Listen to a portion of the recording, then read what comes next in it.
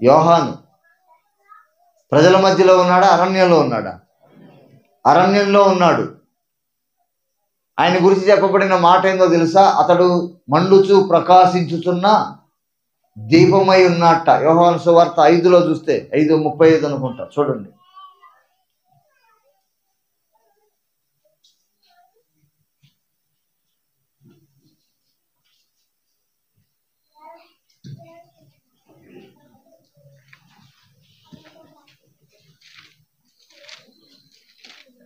అతడు మండుచు ప్రకాశించుచున్న దీపమై ఉండెను. చాలు, చూడండి. తర్వాత కూడా మీరు అతని వెలుగులో ఉండి కొంతకాలము ఆనందించుటకు ఇష్టపడితిరి. హల్లెలూయా. యేసు ప్రభువుకి ముందుగా ఎవరున్నారు అంటే యోహాను ఉన్నాడు. యోహానుకు ఉన్నటువంటి పేరు ఏంటంటే అతడు ధన్యుడు, అతనిని కన్న తల్లి ధన్యురాలు. స్తోత్రం కలుగును గాక. యోహాను ముందుగా వచ్చి అతడు ప్రకాశించాడు. ఎలా ప్రకాశించాడంటే అనేక మంది ఆయన వెలుగులో ఉండటానికి ఇష్టపడ్డారంట. ఎక్కడున్నాడు యోహాను అంటే సిటీ మధ్యలో ఉన్నాడు అంటే కాదు, పట్టణంలో ఉన్నాడంటే కాదు, అరణ్యంలో ఉన్నాడు. అరణ్యంలో ఉన్న యోహాను దగ్గరికి ఎవరు వెళ్ళారంటే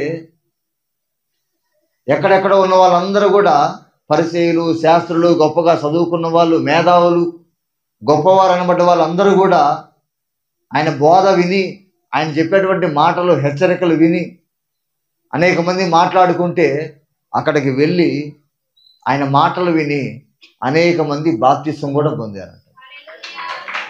హల్లెలూయా. కొంతమంది అయితే యోహాను ఎదిరించారు, రకరకాలుగా మాట్లాడారు. అయినప్పటికీ యోహాను కూడా ఎలాంటి వాడు అంటే అవసరమైతే తన తలను అక్కడ పెట్టడానికైనా సిద్ధపడతాడు, కానీ దేవుని విషయంలో, భక్తి విషయంలో రాజీ లేనటువంటి వాడిగా యోహాను ఉన్నాడు. అతడు మండుచు ప్రకాశించుతున్నట్ట. ఈరోజు ప్రకాశం మనలో కూడా ఉండాలి. క్రీస్తును నమ్మినటువంటి వారిలో ఏముండాలి? అనేక మందిని ఆకర్షించే గుణం మనలో ఉండాలండి. కానీ ఇక్కడ ఉన్నటువంటి మనలో నిజంగా అలా ఆకర్షించేటువంటి గుణాలు ఉన్నాయా లేవో ఎవరికి వారు చూసుకోవాలి. హల్లెలూయా. మనం ఎలాగున్నామనేది ఒక్కసారి మనం పరీక్ష చేసుకుంటే మనకు అర్థమవుతుంది. స్తోత్రం కలుగును గాక. ఎక్కడో అడవిలో ఉన్న వ్యక్తి దగ్గరికి అంతమంది ప్రజలు వెళ్ళి ఆయన బోధ విని మారు మనసు రక్షణ పొందుతున్నారంటే దానికి కారణం ఆయన ప్రకాశించాడు. దేవునికి స్తోత్రం కలుగును గాక. ఈరోజు ఎక్కడో మారుమూల గ్రామంలో మనం ఉన్నాం. యేసు అంటే తెలియనటువంటి వారికి నువ్వు ఒకవేళ వెలిగినట్లయితే, వెలిగించబడిన వ్యక్తివైతే ఖచ్చితంగా నిన్ను చూసి కూడా అనేక మంది వెలిగించబడాలండి. ఖచ్చితంగా నిన్ను చూసి అనేక మంది వెలిగించబడాలి. ఒకవేళ నువ్వు నీ ద్వారా అసలు ఏ కార్యం జరగట్లేదు, ఎవరు నిన్ను గురించి ఆలోచించట్లేదంటే ఒకవేళ నువ్వు వెలగటంలో, ప్రకాశించటంలో తక్కువగా ఉన్నావేమో. కొన్ని దీపాలకి వెలిగి వెలిగి కొరడ కట్టిద్ది, అంటే ఎలగకుండా, ప్రకాశం రాకుండా ఒక బూడిద అడ్డుపడింది. మరలా దాన్ని తొలగించినప్పుడు ఏమైంది? మళ్ళా ప్రకాశంగా వెలుగుతుంది. హల్లెలూయా. అలాగే మన భక్తి జీవితంలో కూడా వెలగకుండా, ఎలాంటి లోపాలున్నా వాటిని సరి చేసుకొని క్రీస్తు కొరకు వెలగాలని దేవుడు ఆశిస్తున్నాడు. దేవునికి స్తోత్రం కలుగును గాక. హల్లెలూయా. ఈరోజు యోహాను గురించి మనం చెప్పుకుంటున్నాం. యోహాను ఎక్కడో అరణ్యంలో ఉన్నాడు. అరణ్యంలో ఉన్న వ్యక్తి దగ్గరికి అంతమంది వెళ్తున్నారు. అలాగే ఈరోజు దేవుడు నిన్ను, నన్ను కూడా వెలిగించాడు. కానీ కొంతమంది ఇంకా వెలిగించబడలేదు. వెలిగించబడిన మనము అనేక మంది మనల్ని చూసి ప్రభు దగ్గరికి వచ్చేలాగా మనం ప్రకాశించాలి. దేవునికి స్తోత్రం కలుగును గాక. దీపాన్ని వెలిగించి ఎక్కడ పెడతారండి? దీపాన్ని వెలిగించి ఎక్కడ పెడతారు? మంచం కింద పెడతారా? కొంచెం కింద పెడతారా? దీపాన్ని వెలిగించే ఉద్దేశం ఏంటి? అందరికీ వెలుగు ఇవ్వాలన్న ఉద్దేశం ఉంటుంది. దీపస్తంభం మీద పెడితే అందరికి కనబడిద్ది. అదే మంచం కింద పెట్టి గంపేసి కప్పి పెడితే వెలుగు ప్రకాశించిద్దా? ప్రకాశించదు. ఈరోజు దేవుడు మనందరినీ కూడా వెలిగించాడు. నేను లోకమునకు వెలుగై ఉన్నాను అన్నాడు. ఏమన్నాడు? నేను లోకమునకు వెలుగై ఉన్నాను, మీరు లోకమునకు వెలుగై ఉన్నారన్నాడు. అంటే ఆయన వెలుగై ఉండి మనల్ని వెలిగించాడు. మనం వెలిగిన మనము అనేక మందిని వెలిగించాలి. దేవునికి స్తోత్రం కలుగును గాక. హల్లెలూయా.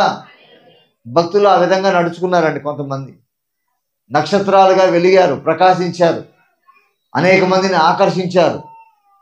ఈరోజు చాలామంది భక్తులు భూమి మీద లేకపోయినప్పటికీ కూడా వారు ప్రకాశించిన విధానాన్ని బట్టి వారి పరిచర్యలు కోకోలలుగా ఇప్పటికీ నడిపించబడుతూనే ఉన్నాయి. హల్లెలూయా. హైదరాబాద్లో భక్త సింగ్ అనేటువంటి భక్తుడు ప్రకాశించాడు. ఆ దినాల్లో ఆయన ప్రకాశించిన విధానాన్ని బట్టి ఆయన చనిపోయినప్పుడు ఏమైందో తెలుసా? అసలు భూమి స్తంభించిందా అన్నట్టు అయిపోయిందట. ఏమైంది? భూమి స్తంభించిందా, భూమి ఏమన్నా పిల్లలను పెట్టిందా అన్నట్టుగా ప్రజలందరూ కూడా విస్తారంగా పట్టణం అంతా నింపబడ్డారంటండి ఆయన చూడటానికి వచ్చి. హల్లెలూయా.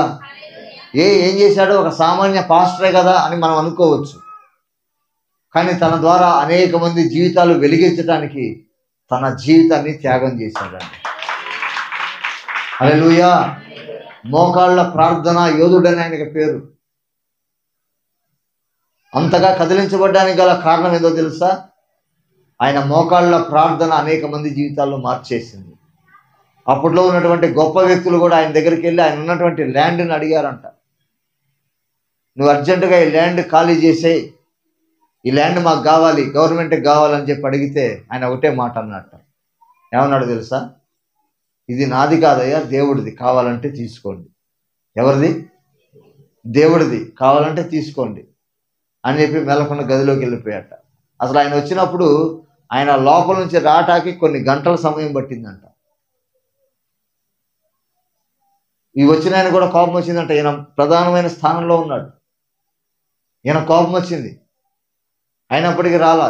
చాలా గంటల తరబడి వచ్చిన తర్వాత మాట్లాడితే చెప్పాడు, ఇది దేవుడి ల్యాండ్ అయ్యా, మీరు బలవంతంగా తీసుకుంటా అంటే తీసుకోండి అన్నాడు.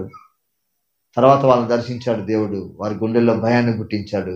ఆ ల్యాండ్ జోలికి వెళ్లకుండా దేవుడు చేశాడు.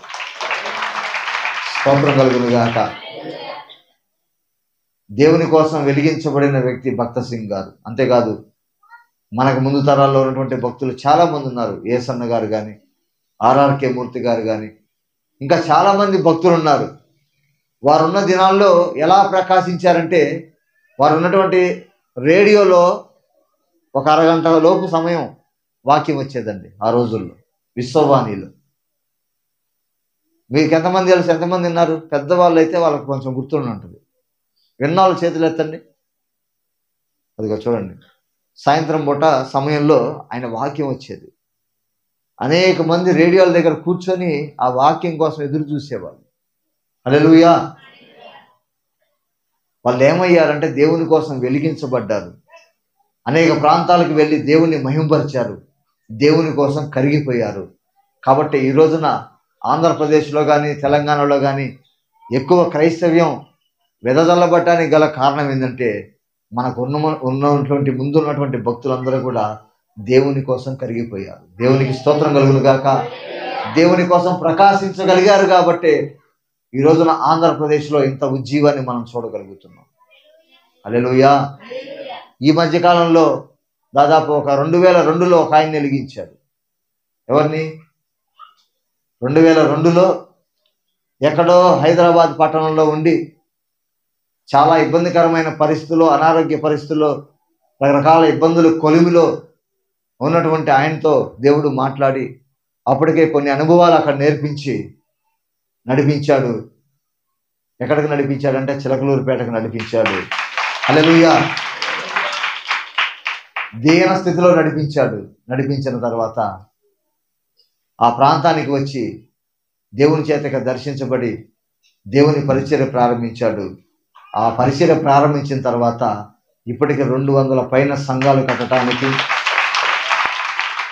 ఒక 40 నుంచి 50 వేల మంది ఆరాధించుకోవడానికి ఒక అద్భుతమైన మందిరాన్ని దేవుడిచ్చి ప్రకాశింపజేశాడు దేవుడు. హల్లెలూయా. ఇప్పుడు ఆ వెలుగులో మనం ఉన్నాం. ఏ వెలుగులో? దేవుడు వెలిగించిన వెలుగులో ఉండి, ఆ ఉపదేశంలో ఉండి నేర్చుకొని మనం కూడా వెలిగించబడి అనేక మందిని వెలిగిస్తున్నాం. దేవునికి స్తోత్రం కలుగును గాక. ఈరోజు ఇక్కడున్న మీరు కూడా తండ్రి సన్నిధి అనే కుటుంబంలో చేర్చబడ్డారు. అయితే మీరు ఆరిపోయిన వారిగా ఉండకూడదు, వెలిగించబడిన వారిగా ఉండకూడదు. మీరు వెలిగించబడాలి, అనేక మందిని బడేలా చేయాలని చెప్పి దేవుడు కోరుతున్నాడు. హల్లెలూయా.